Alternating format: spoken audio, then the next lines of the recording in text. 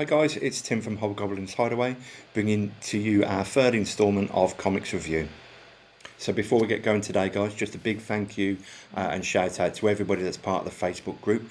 We've recently hit the 500 member milestone, so we're very humbled and appreciative of the support that we're being given.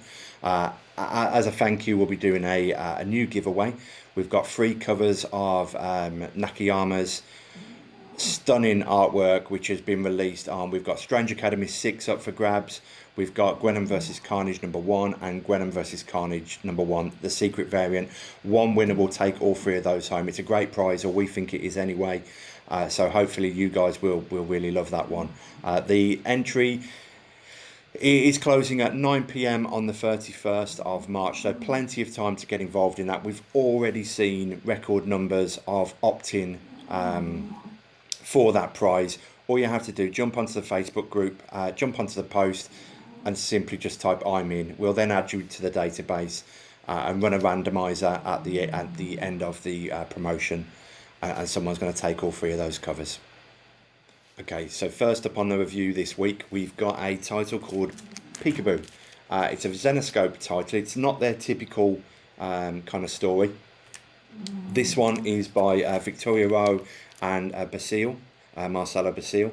It's predominantly a horror book based around a family hiking trip that goes pretty badly wrong when the tour group is actually hunted by local savages. It's your typical kind of bloody horror.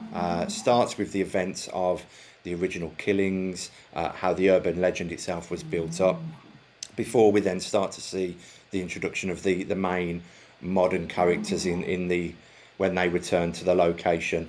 The story itself revolves around a kind of the battle for survival, and to some extent the revenge of these characters and what they do in their kind of fight or flight scenario. It's got a similar feel to The Hills Have Eyes or Wrong Turn, a couple of older films that were really specific in this kind of genre. So this one starts really strong. You're instantly thrown into all the killing and the hunting of the original victims before it then opens up into the main cast back at that location on their own kind of hiking trip. It never really digs too much into the background of these characters. We're deliberately kept at arm's length for the majority of them, which is a shame. But it also does allow the book to continue at quite a fast pace. It never seems to slow down or struggle from that. From kind of its first page to the very last, it remains very true to what it is and the type of genre that it follows. It doesn't diversify off that at all. One of the things I did note with this book, I don't like to be critical of someone's artwork. These artists are much more talented than I am if I was to draw any pictures on a page, but I don't think the artwork helps this book. You're often left a little bit confused as to what's going on. It's very difficult to identify which character is which. They all look quite similar, so that makes it very difficult to then track who is who. One of the things they seem to do, might be trying to compensate for, is they have small dialogue boxes that pop up on most pages, which gives you a kind of update status of each character. This may be because they've kind of realised that, you know what, you can't define these characters very easily when you're just looking at them on the page. It can be quite amusing, but probably not necessary in the long the process of it, so to speak. If the characters would have been a lot more distinguishable, we wouldn't have necessarily need the dialogue boxes. So but like I said, it can be quite amusing, to see the status of one of the characters go from quite passive, quite relaxed, to suddenly turn into this angry mom, so to speak. It's got an amusement level to some extent. I think it's a book that's very focused for horror fans, as with a lot of the books that I'm kind of discussing today, especially fans of the kind of Avatar series, in that over the top horror, gore, kind of the violence. I don't think it's really a book for anyone that's not into that type of comic. Some of them, obviously, that we'll cover in a minute, they've got enough story, they've got enough content to them to appeal to a much wider audience. But unfortunately, I think Peekaboo is going to miss that audience by a long shot. There's some great covers on it. You know, this cover, like I said, is a stunning cover. It's a fantastic variant cover for issue 1 as well. But I'd say that this one probably misses the mark. Was an okay read. I'm a big fan of horror comics anyway, but I think for anyone outside that genre, I think you may well give it a miss. So the second book today is Atlantis Wasn't Built for Tourists. It's a Scout Comics book, issues 1 to 4, all complete now. Peekaboo and Cavalcanti have been part of this. Obviously, Peekaboo was the writer, Cavalcanti is the artist on this one. You kind of follow the story of a guy called Lucas Lewis who finds himself in the town of Atlantis, having saved the sheriff's niece from a car wreck, which nearly took him out as well. But then he becomes quickly entangled in the kind of corruption that hides a local vampire population. So we jump straight into it. These vampires have been into the town, enforcing, so to speak, curfews, enforcing. People don't step out of line as much in Atlantis, and there's good reason for that. But obviously, when Lucas Lewis comes into the town, they don't realise he's also got his very own unearthly secrets. So it's a kind of blend of the two. When we first picked it up, it seemed like a really interesting concept and a really interesting book. Didn't know much about it at all. Again, it was just a horror book that I thought, well, I'll jump in and give it a little go. It moves along nicely at quite a good pace. Even though we see multiple developments and twists to the story, it never really seems to drag its heels, which is great. We've fed just enough information about the characters, their development, their background stories to continue our buy-in. Right from book 1, we're kind of attached to these characters to see how they develop and move forward. But the good thing is it never really leaves any unanswered questions. For me, the involvement of vampires within the story, it comes and goes far too quickly. You kind of, to some extent, wonder if it was even needed. Obviously, the book itself is based around this town that's inhabited by these vampires. But their involvement in it is very short-lived, and we really focus on Lucas Lewis himself, the sheriff, and all the main corruption within the town. So they become more of a subplot. So for me, again, it's another one. The series itself has got so much potential. It's a nice little series, but it really never kind of delivers on where it should have gone. Whether there's going to be another series on the back of it, I'm not too sure about that one at the moment. Like I said, I didn't even know much about the comic when I first picked it up. I still know very little about it now we've gone through all 4 issues. It was an okay read. You're going to find it nice and cheap. It's not jumped up in any way. So maybe it's one to pick up, guys, and see what you think of it. It's an interesting twist on quite a common story, where someone goes into a town and there's something going on behind the scenes that is suddenly kind of comes to light. So maybe pick that one up, guys, if you can grab it nice and cheap. Might be worth a little read and see what you think. Third up, we have Infidel by Image Comics. It's one of my favourite stories over the last couple of years. Issues 1 to 5, nice quick mini-series.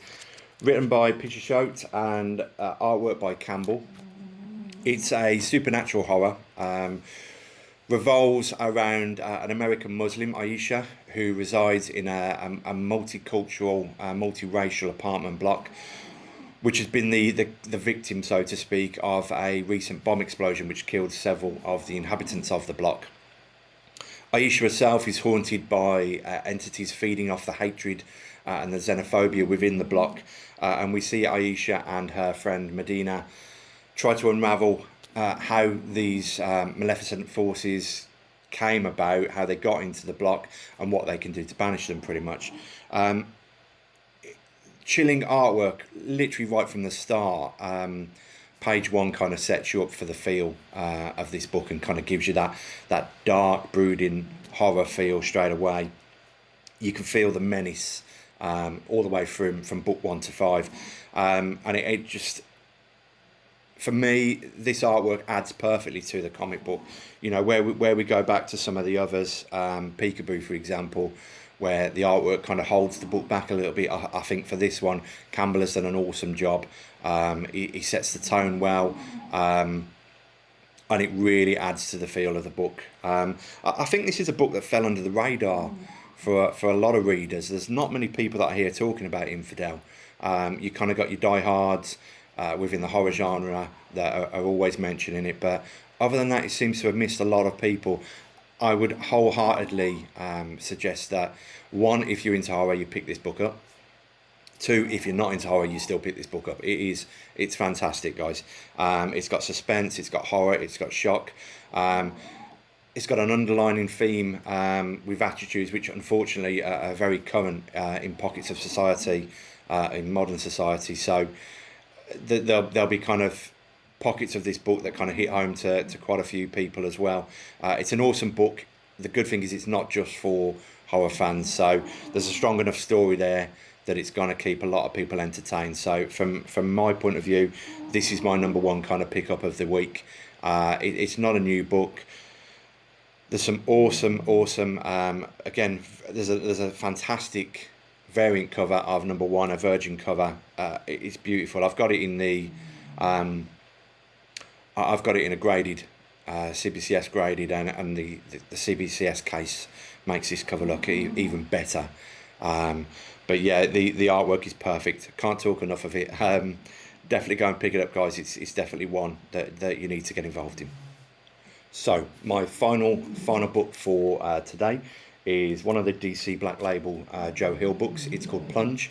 It was a 1 to 6 series, written by Joe Hill, artwork by Stuart Immonen. It's a nice little book. Again, a lot of these kind of DC Hill books fell under the radar for a lot of people. I think your horror fans, your Joe Hill fans kind of went out and hunted these books down. I think a lot of other people just kind of passed them by. In the aftermath of a devastating tsunami, an exploration vessel, the Derleth, begins sending an automated distress signal, as they would. But the only problem in this story is the Derleth went missing 40 years ago. So a team heads out to recover what they presume will be the bodies. But in this situation, the dead have got far more to say than anyone could expect. The story itself has got some great moments. It gives just enough to keep the reader interested throughout. By the end of issue 1, I'd fully bought into the characters, the story, and I was genuinely anticipating issue 2. I'd say on the whole, it's a nice little read, but with many miniseries, I think this kind of hits the typical problem that a lot of miniseries had. The build-up often outweighs the ending and the finale.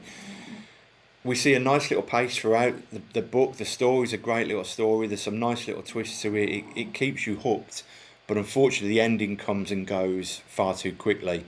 Like I said, as with many miniseries. So I've enjoyed it. I'd recommend it. You know, could it have been better? Probably it could have been. There's nothing wrong with the context as such. There isn't anything wrong with the ending. It just kind of felt like it came about and wrapped up far too quickly. So it's available on the cheap. You know, I'm seeing a lot of people selling this set off for £10-15 for the 6. So it's a nice little cheap pickup. The graphic novel TBP is also available, I believe. It's one of the better Hill DC Black Label kind of horror stories. There are a few out there. We'll cover some of them over the upcoming videos, but it is one of the better ones. So if you can find it cheap enough, guys, just go and pick it up. Be a nice little read, keep you occupied for a little while. So as we've mentioned on our previous video, what we're going to try and do now is look at a few books that we've either got in stock at the moment or are coming out in the future. Just give you a feel for some of the things we're looking to read, that we're looking to review for you guys as well. The first up is a new AWA title. Love AWA, you know, obviously you guys probably know by now my feelings on them. Chariot. It is an absolute great comic. I've actually read issue 1. I couldn't hold fire. I try and read the series all in one go, but I just couldn't hold fire on that. It opens with stunning visuals. The colouring and the artwork for the first few pages, it is absolutely stunning. It's very action packed to start off with before we then start to get a bit of development for the main characters. For me, I cannot wait for the other issues to drop. Any story that's got a kind of talking car, very similar to Knight Rider, is always going to be okay in my books. I know it develops a bit more than that. It's not just as straightforward as a talking car. But yeah, that's definitely one I'm so excited to kind of get into and read more issues. Secondly, I've just had a new TBP arrive for Archangel 8. This was actually, at the moment, I think it's the only complete AWA title that I've actually not read at all. No, I didn't pick it up, so I picked up the TBP. I'm looking forward to jumping into that one. The story, as far as I'm aware, is very much based around a kind of war between heaven and hell, and 7 archangels are on Earth in human form, kind of acting out as mercenaries, and kind of carrying out target hits on the opposition, on the hell and its minions kind of thing. The 8th archangel, however, is finding conflict in this, and finding conflict in his role and his purpose within the whole setup. I don't know much about it other than that. It seems quite brutal in some of its artwork, which is, you know, maybe suits this comic perfectly. Several people have said it's a combination of maybe the Punisher, of John Wick, of Hellblazer. So I'm really looking forward to jumping into that one, guys, and I'll give you a review in the next few videos coming up. Finally, obviously, yeah, everybody's talking about it at the moment. We got Berserker from Boom Studios. So it doesn't need too much of an explanation on this one. It's kind of all aboard the hype train, so to speak. The comic has flooded the market. You know, the pre-orders on this one went through the roof. Everybody was trying to jump on copies. If you're contemplating a spec book, I'd say avoid this. I may be wrong, guys, but I think there's so many on the market that you're going to really find, if you are purely buying for spec, be very careful about what you spend your money on Berserker, because I think there's so many going to be on the market that you're going to really struggle.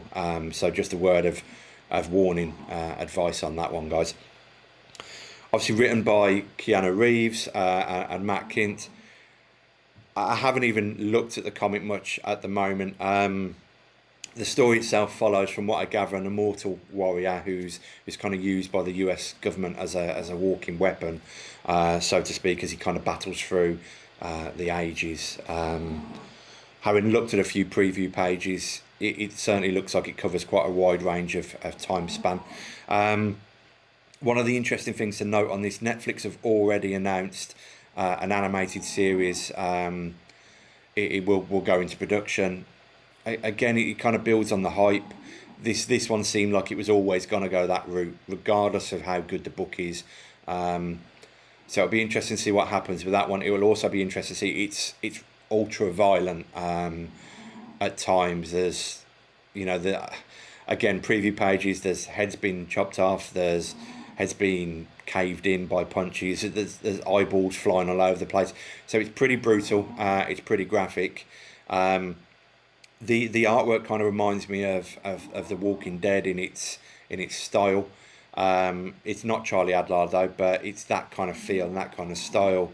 I'm looking forward to getting into it. I'm looking forward to seeing how the comic reads, and hopefully it will be a good book that kind of meets up to some of the hype.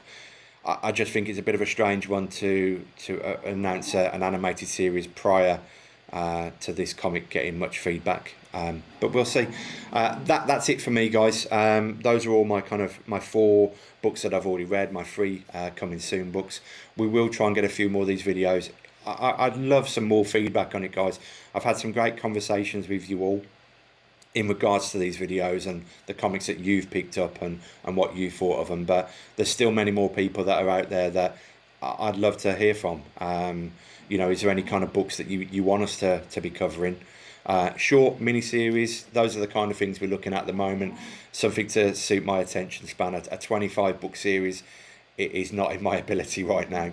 But a 1 to 5 or 1 to 6, I'm all in for that, guys. Especially if it's horror, would definitely be interested in more there. So as mentioned earlier, you know, be sure to check out the Facebook group. Be sure to opt in to the giveaway. It will be drawn after the close, which is 9 p.m. on the 31st of March. So make sure you are in. Anyone that comes in at 9:05, 10 o'clock, unfortunately, you're not going to be in the draw. We'd have already processed it by then. So make sure you are in the draw. We've just relaunched our Instagram page. Unfortunately, the previous one had to be removed and we had to start all over again. So it's hobgoblins.hideaway. Be sure to check us out on Instagram. We'll be trying to put a few different links on there and a few pages. It's a growing platform for us, guys. So, you know, keep supporting us if you can. We'll have lots more books back from CBCS in the coming weeks. I think we now have probably just short of 150 books out with CBCS. So we've got a fair few coming back, which will be going in the shop. So be sure to check those out, guys. For now, take care of yourselves. Hope to speak to you all soon. Happy hunting. Take care, guys.